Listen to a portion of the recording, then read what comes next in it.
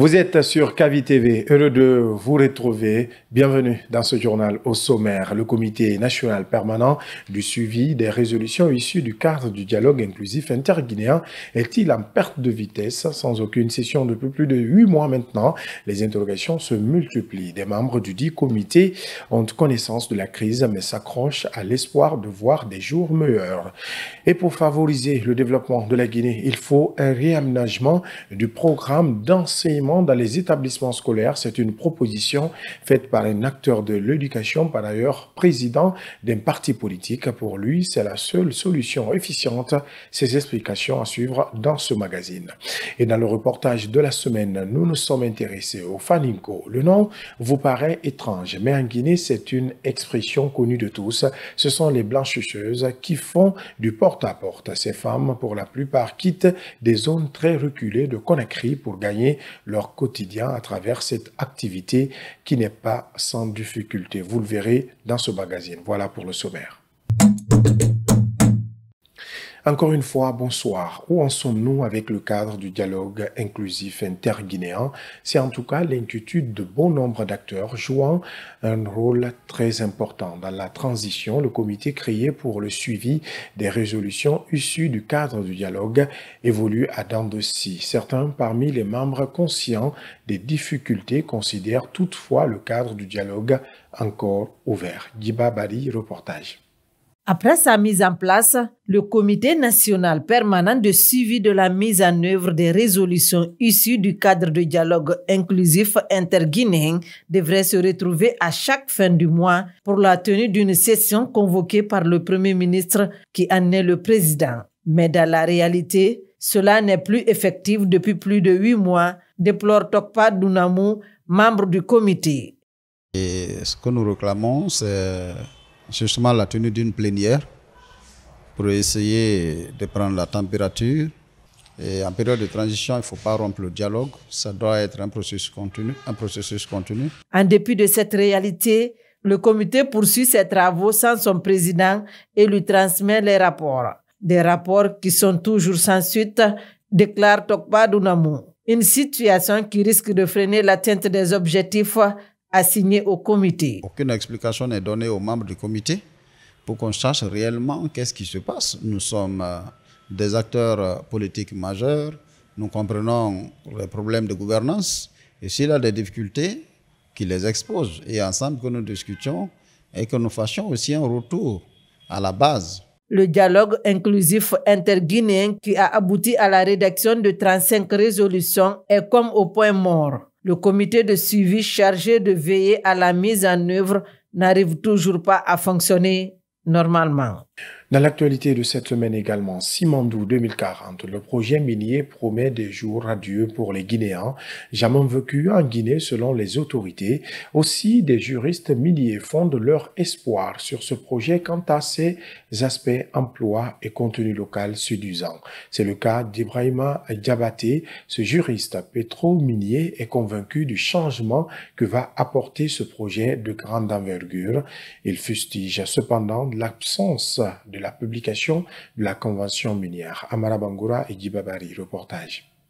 Ibrahim Diabaté fait partie de ces juristes miniers convaincus de l'impact positif du projet Simandou sur la vie des Guinéens. Outre les infrastructures prévues, l'un des plus grands chantiers miniers au monde propulsera l'économie guinéenne selon le juriste pétrominier. Aujourd'hui, nous avons une aspiration légitime quant au développement de la Guinée face au projet Simandou, puisque cela va générer de l'emploi jeune.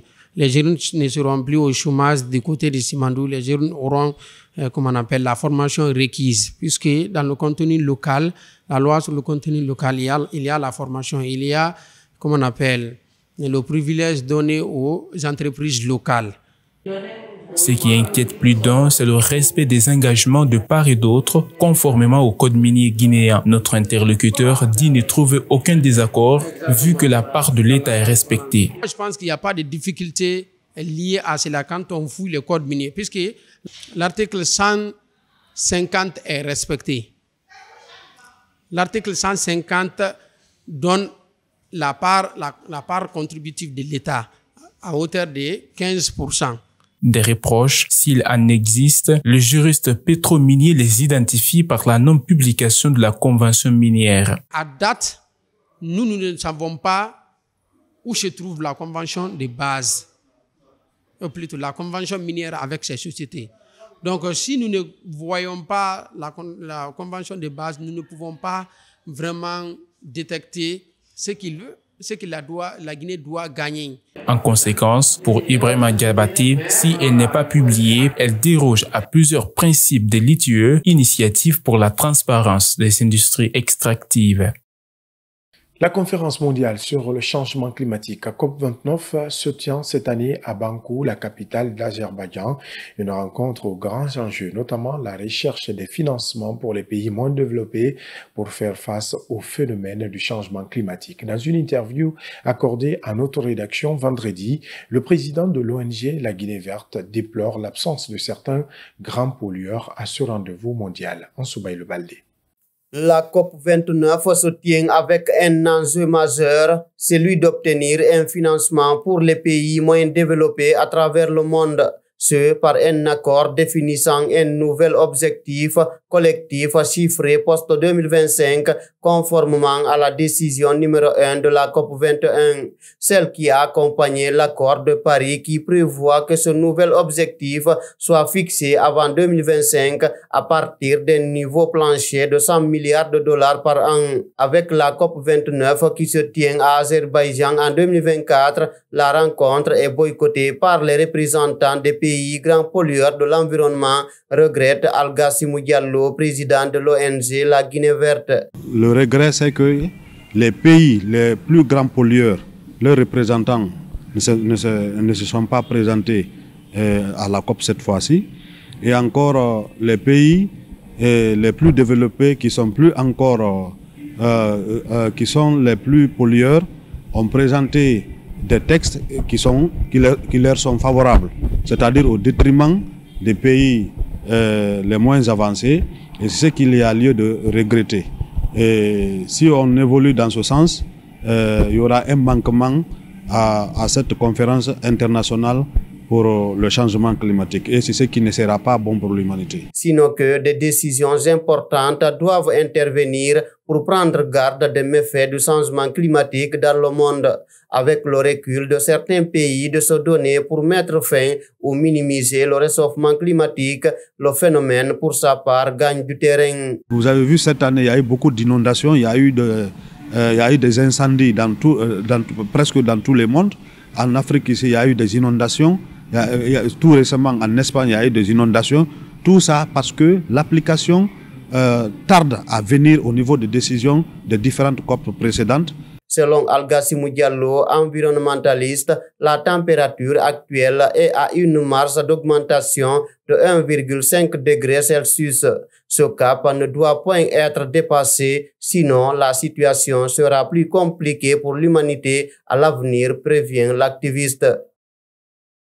L'éducation favorise-t-elle le développement d'un pays? La réponse est oui. C'est l'analyse faite par un acteur du domaine, Seydou Baye, est favorable au réaménagement du programme enseigné dans les établissements scolaires en Guinée, une manière de doter le pays du potentiel capable de développer l'agriculture pour une autosuffisance alimentaire réelle. Ansoubaï Le Baldé.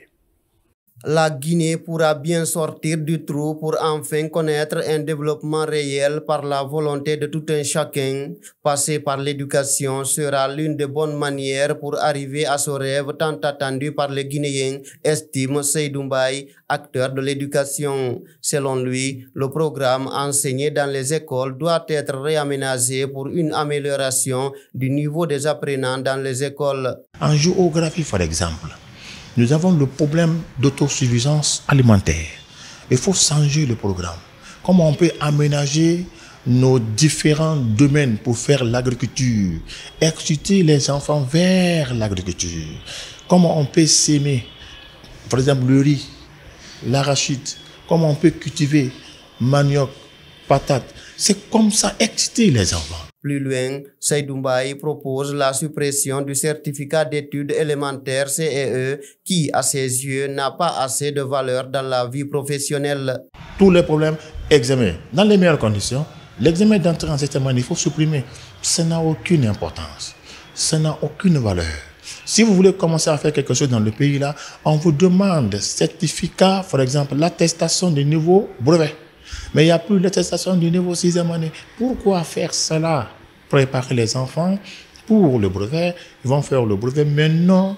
Parce que si on prend ceux qui sont en train de faire l'examen d'entrée en septième année chez nous, ils sont plus nombreux que ceux qui sont en train de faire le brevet. Alors le budget qui va tomber là-bas, c'est colossal. Pour Saïdou Mbaye, l'éducation pourrait contribuer au développement harmonieux de la Guinée à travers un programme d'enseignement de qualité pour les apprenants dans les établissements scolaires. L'agriculture notamment doit être mise en avant dans le système éducatif, estime notre interlocuteur. Et puis l'humanité a célébré ce 14 novembre la journée mondiale du diabète, une occasion pour les spécialistes de cette pathologie de sensibiliser sur les moyens de prévention et le diagnostic à l'effet de limiter le taux de prévalence dans le monde. En Guinée, plusieurs patients en sont victimes et les professionnels de santé appellent à la prévention. Mariam Siré Diallo et Amara Bangoura, reportage. Hadja Diakoumba Kaba vit avec le diabète il y a 25 ans. Inscrite au rendez-vous du jour, elle vient de finir son contrôle quotidien pour répartir avec des produits pouvant lui permettre de résister à la pathologie, une pathologie qui continue de compromettre sa santé. Moi, ce sont mes pieds qui me font mal. Ma vision devient floue également. Comme vous êtes arrêté, je peine à voir votre visage. Je ressens des maux de reins et des pieds. Il arrive parfois que tout mon corps me fasse mal ou que je sois trop fatigué. Le diabète est une maladie liée à l'augmentation du taux de sucre dans le sang. Ce 14 novembre, le monde entier célèbre la journée mondiale dédiée à cette maladie. Une occasion mise à profit par les professionnels de santé pour mener des sensibilisations autour de sa prévention. Si vraiment, après la quarantaine, tu remarques ces signes-là, il faut aller au niveau d'un centre de santé, faire un dépistage pour le diabète et t'orienter dans les services spécialisés de la prise en charge du diabète. Le diabète n'est pas une fatalité, c'est une maladie comme toutes les autres maladies. Nous, dès qu'on déclare quelqu'un diabétique, la première chose que nous faisons, on l'hospitalise pour lui parler de sa maladie, pour l'éduquer, le sensibiliser, parce que le diabète au jour d'aujourd'hui, c'est une maladie qui ne se guérit pas pour le moment. Le taux de prévalence de la pathologie en Guinée est de 5,6% selon le Dr Amadouba, une pathologie pour laquelle la Guinée fait des avancées avec la prise en charge. On a fait l'offre de décentralisation de la prise en charge du diabète dans notre pays. Toutes ces grandes régions du pays possèdent une unité de diabétologie gérée par les médecins formés du service qui sont spécialistes dans le cadre de la prise en charge du diabète. Toutes les grandes régions du pays sont couvertes par ça. Pour rappel, la Journée internationale du diabète a été instituée depuis 1991. Jusqu'à nos jours, le diabète reste une maladie incurable. L'équilibre alimentaire, l'activité physique régulière, le dépistage sont les meilleurs moyens de prévention pour lutter contre cette maladie, conseillent les professionnels de santé. Cette autre question, l'entrepreneuriat est-il la chasse gardée des hommes? En suivant le quotidien de Fatoumata Sako, vendeuse du riz, vous vous rendrez à l'évidence qu'elle est l'une des plus dures à cuire du domaine. La dextérité de la mère de famille est au cœur de la convoitise de son quartier. Cependant, les coulisses de sa préparation culinaire traduisent insomnie et sacrifice pour tenir promesse à ses clients. Amara Bangoura et Genab Kiam étaient sur ses pas. Suivez. Il est 5 heures du matin à Ratoma Dispensaire. Moment idéal pour Fatoumata Sako, déjà sur pied depuis 3 heures du matin pour la cuisine. La mère de famille rince le riz pour éliminer l'excès d'amidon et des impuretés. Sur du feu, une marmite qui bouillit. Les grains de riz versés. Au bout de moins d'1 heure de cuisson, Dame Sako obtient du riz cuit prêt à être consommé. Le processus peut s'avérer long, mais il révèle de la résilience d'une veuve face à la chaleur dégagée. Malgré ce sacrifice, pour tenir tête au coup de la vie, la dame est confrontée aux réalités du terrain pour des revenus parfois probables. Nous revendons le plat de riz parfois à 15 000 ou à 10 000. Certains même ne parviennent pas à gagner les 10 000. Nous sommes parfois obligés de donner à crédit. Malgré notre bonne foi, quand ils le prennent, on ne les voit plus. C'est difficile. En cette première lueur du jour, Dame Sako affronte aussi la fumée produite par les réactions. Simultanément, 2 autres marmites sont sur le feu. Le défi, il faut finir avant le lever du soleil. Tant bien que mal, la mère de famille s'y met pour tenir promesse aux clients, mais faire respecter le prix des plats du salon pénible alors que les prix explosent sur le marché. Il n'y a pas d'argent, tout est cher. Comment faire? Tu ne peux pas unir à ce qui l'on est habitué. Ce qu'on achète aujourd'hui avec un prix abordable devient tout autre le lendemain. Comme elle, nombreuses sont les femmes ou mères de famille qui se retrouvent dans la même situation. Son amour pour l'entrepreneuriat l'aide à la surmonter malgré les difficultés aussi. Le message est simple, entreprendre est mieux que l'inaction dans un pays plein d'opportunités. C'est pourquoi elles appellent les autres à les saisir et demandent le soutien des promoteurs de l'entrepreneuriat. Comme annoncé en titre, elles sont nombreuses, ces femmes qui viennent des régions de la Guinée pour Conakry à la recherche du quotidien. Elles sont obligées parfois de faire le porte-à-porte pour obtenir des travaux journaliers. Et beaucoup d'entre elles se sont placées ou se sont lancées dans la blanchisserie, où on les appelle les fanicos. Un quotidien pas du tout facile. Notre rédaction est partie à la rencontre de certaines d'entre elles. Suivez-les dans ce reportage de Guy Babari. Avec leurs enfants au dos et un petit sac sur la tête, ces femmes font le tour des ménages pour chercher des habits à laver. Après un an à Conakry, Yamounou Kondé explique comment elle s'en sort avec ce métier.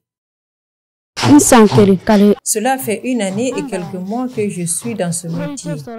Chez nous, c'est la pauvreté qui règne. C'est pourquoi nous faisons ce travail. Sinon, nous ne gagnons pas beaucoup dedans. Quand nous avons un client, nous lui fixons le prix, un complet à 1000 francs guinéens, et on laisse un numéro de téléphone pour qu'il nous contacte prochainement. Venue de Sonko, Awa Kondé nourrice dit être obligée de faire ce travail. Elle sollicite une assistance. C'est la pauvreté qui nous pousse à faire ce travail. On rassemble le peu qu'on gagne ici pour aller s'occuper de nos enfants. Nous demandons vraiment de l'aide.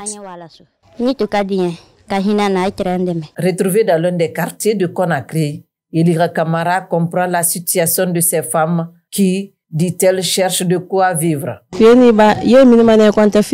Elles sont là chaque matin. Elles font cela parce qu'elles n'ont pas le choix. Moi, je sais combien de fois c'est difficile pour elles. Car à chaque fois, je reçois des gens qui viennent avec des enfants dans des conditions très difficiles. Si, par le passé, ce sont les hommes qui s'adonnaient à l'exode rural, de nos jours, nombreuses sont les femmes qui emboîtent le pas. Une situation très alarmante dans la mesure où la plupart sont des mères de famille, donc vulnérables. Dans l'actualité de cette semaine également, le numéro 1 de la diplomatie américaine en Guinée, Troy Futrell, a abordé la question de l'élection américaine du 5 novembre dernier. Le diplomate a souligné le caractère transparent de l'élection américaine. Il a aussi réitéré l'engagement des autorités américaines à accompagner les efforts d'une gouvernance démocratique. Mamadou Tanouba. Troy Futrell a saisi l'occasion pour parler de l'élection américaine du 5 novembre dernier qui a vu Donald Trump remporter le scrutin haut les mains devant son adversaire démocrate Kamala Harris. L'ambassadeur a rappelé le caractère sérieux et transparent des élections américaines. Nos élections sont étroitement surveillées et obéissent à des normes rigoureuses pour garantir que chaque vote est compté avec exactitude. Cette transparence favorise la confiance dans notre système et contribue à maintenir la stabilité, tant aux États-Unis que chez nos partenaires mondiaux. Dans la semaine à venir, nous assisterons à une transition de pouvoir bien organisée. L'administration actuelle se prépare à transmettre ses responsabilités au président élu. Cette transition pacifique est un principe fondamental de notre démocratie, est un modèle que nous sommes fiers de partager avec les nations du monde entier, y compris ici en Guinée. L'ambassadeur américain Troy Fitroy a réitéré l'engagement de son pays à soutenir les efforts qui visent à renforcer la gouvernance démocratique en Guinée. Ici en Guinée, nous sommes prêts à soutenir les efforts qui renforcent la gouvernance démocratique et la participation publique. À mesure que nous avançons, nous restons déterminés à favoriser la coopération, la confiance et les objectifs communs avec la Guinée. Nous apprécions nos partenariats d'ici et nous continuerons à soutenir les programmes qui promeuvent la paix, la sécurité et la prospérité pour le peuple guinéen. Nous sommes convaincus qu'ensemble, nous pouvons ouvrir à un avenir plus stable et plus démocratique. Cette allocution du diplomate américain Troy Fitroy a été suivie d'une rencontre d'échange entre les journalistes et Amy Green, enseignante et autrice spécialiste de la politique américaine. Fini ce magazine à tous. Merci de l'avoir suivi. Bonne suite de programmes sur Kavi TV, la télé du développement et de l'entrepreneuriat.